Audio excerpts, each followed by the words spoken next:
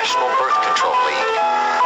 Later, in 1942, after 3 name changes, it would become known as Planned Parenthood. In her first newspaper, The Woman Rebel, she wrote, "Birth control appeals to the advanced radical because it is calculated to undermine the authority of the Christian churches. I look forward to seeing humanity free someday of the tyranny of Christianity, no less than capitalism." She also published 3 articles on the necessity for social revolution and 2 defending political assassinations. Margaret Sanger was so militant that she was served with a subpoena indicting her on 3 counts for the publication of lewd and indecent material in violation of the federal Comstock laws. She then fled the country under an assumed name and a forged passport. In 1919, an article appeared in Margaret Sanger's magazine, The Birth Control Review.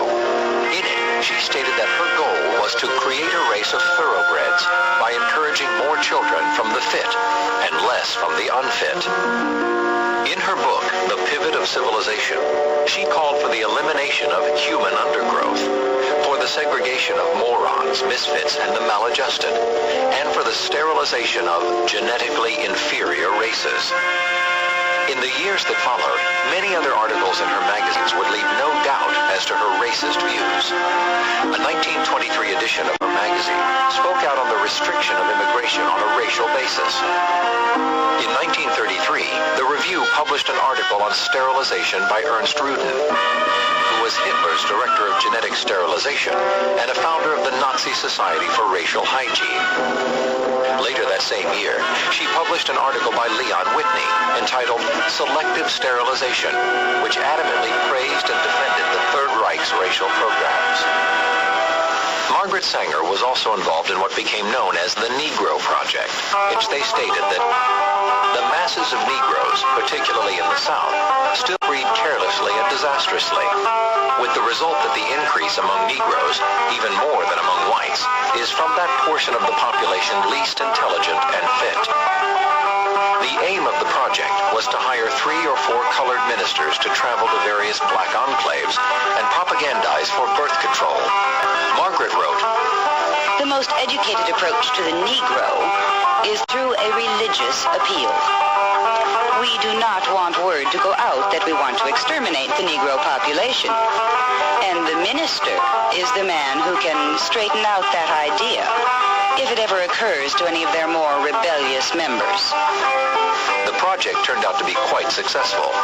Scores of blacks across the country happily fell into step behind Margaret and the racists she had placed on her Negro Advisory Council.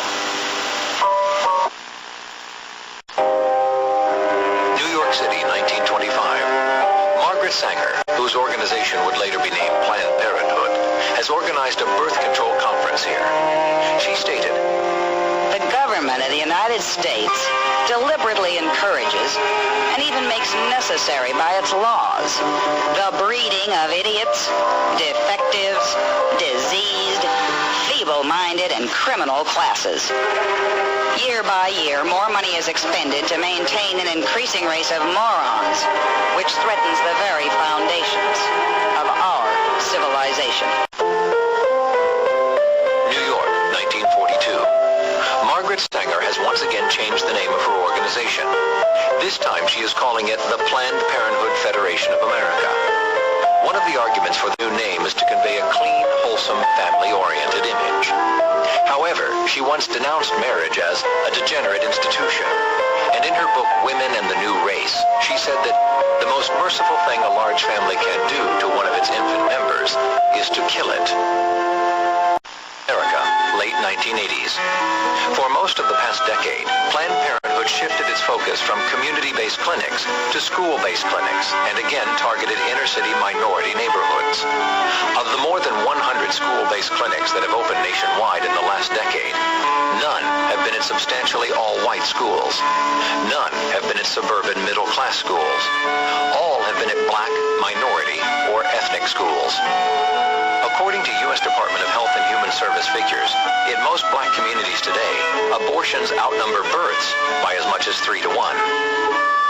Dr. Alan Guttmacher, the man who immediately Sanger as president of Planned Parenthood once said, "We are merely walking down the path that Mrs. Sanger carved out for us." Faye Waddleton, president of the organization during the decade of the 80s, has claimed that she is proud to be walking in the footsteps of Margaret Sanger. And the president of the New York affiliate is Alexander Sanger, her grandson. Thus, virtually everything that Margaret Sanger believed, everything she practiced, and everything she aspired to is reflected in the organization and program of Planned Parenthood, even today. Ohio, September 1992. Dr. Martin Haskell has presented a paper on a new abortion technique called dilation and extraction, or DNX, to the National Abortion Federation. The DNX procedure is performed on late-term pregnancies and includes the following steps. An abortionist, guided by an ultrasound screen, uses forceps to deliver the entire baby except the head, which cannot fit through the opening of the cervix at this stage in pregnancy. The baby is then stabbed through the base of the skull with blunt surgical scissors. A tube is inserted to vacuum out the baby's brains. The skull collapses and passes easily through the cervical opening. And that was probably where the love affair with the fetus may have come in, because I looked on it as an affair. April 1993. Surgeon General nominee Jocelyn Elders is quoted as saying, "I tell every girl that when she goes out on a date, put a condom in her." And I want you to know that given a choice, if you are between a young woman coming in saying that I'm pregnant, and whether or not they use contraceptives, most mothers I know would get up at midnight and go out and buy them for their children themselves. She was also quoted as saying, "We taught them what to do in the front seat of the car. Now it's time to teach them what to do in the back seat." When asked about the increase in teen pregnancies and the increase of syphilis among teens, she attributed it to poverty, ignorance, and the Bible Belt mentality. But you probably would have said very religious, non-Christian right. May 1993. Senator Edward Kennedy was awarded the Kenneth Edlin Award by Planned Parenthood. Edlin was a Boston physician convicted in 1975 of manslaughter when he asphyxiated a 6-month-old preborn baby while performing a hysterectomy. Edlin separated the umbilical cord from the mother's uterine wall, but then held the baby in the womb, smothering it there. When the baby was removed from the womb, there was evidence of respiratory activity. However, Edlin took no action to save the baby. In receiving the award, Senator Kennedy praised Edlin as one of the great heroes in our cause, a profile in courage whose name today is a symbol of the importance of persevering in a cause we know is right.